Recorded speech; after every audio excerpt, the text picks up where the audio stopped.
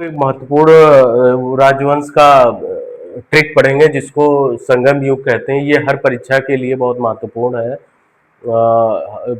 हर परीक्षाओं में इसमें प्रश्न बनता ही बनता है। तो आज हम देखेंगे संगम युग में कितने राजवंश बनते हैं, उनके महान शासकों के बारे में, उनके राजवंश में प्रतीक चिन्ह कौन कौन से हैं। तो आइए देखते हैं। इसका सामान्य सा याद करने का एक ट्रिक है, चेशद, पानम, चोकबा। चेशद, पानम, चोकबा, जिसमें इस चेशद से बनेगा, चा से बनेगा चेरवंश, सा बनेगा सेन गुट्टवन। इसका जो प्रतापी शासक है उसका नाम है सेन गुट्टवन, या कहें महान शासक, इस वंश का महान शासक।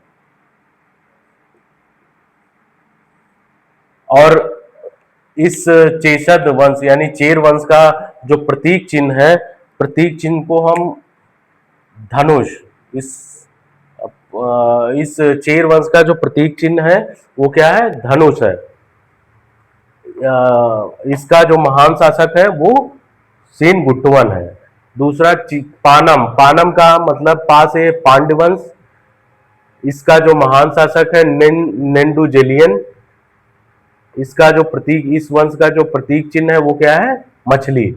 दूसरा है चोकबा, चोकबा में चो से है चोल वंश, का से करिकाल और बा से बाघ। ये जो करिकाल है इस वंश का सबसे महान शासक।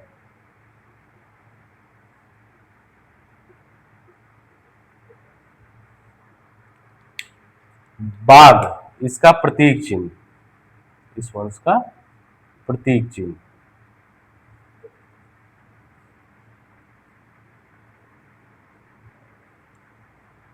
तो संगम वंश के बारे में हम पढ़ेंगे। संगम वंश हर परीक्षाओं में प्रश्न बनता है। एक बार फिर से रिपीट करेंगे, चेशद, पानम, चोकबा। चे से है चेर वंश, सा से सेन गुट्टवन जो इस वंश का महान शासक है, इसका प्रतीक चिन्ह धा से धनुष है। पानम, पानम से क्या है? पांडवंश, इसका जो महान शासक है नेंडुजेलियन है। मां से है मछली, पांडवंश का जो प्रतीक चिन्ह है वो क्या है? मछली है।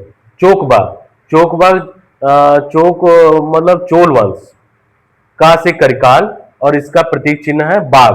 तो ये एक छोटा सा कहिए ट्रिक है जो संगम वंश, पूरे संगम वंश के जितने राजवंश हैं उनके बारे में ये बतलाता है।